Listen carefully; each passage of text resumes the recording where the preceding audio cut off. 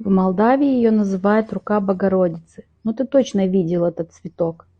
Жимолость каприфоль не только красивая, но и целебная.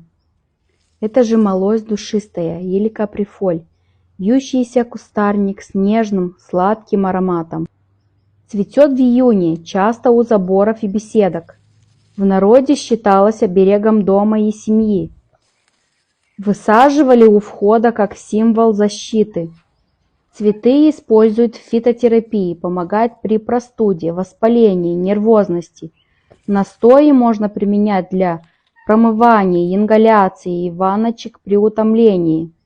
Собирай цветы в сухую, теплую погоду, когда они полностью раскрылись. Суши в тени в один слой. Для настоя 1 чайная ложка сухих цветков на стакан кипятка. Настаивать 10 минут. Этот цветок и лекарство, и символ любви, и защита дома.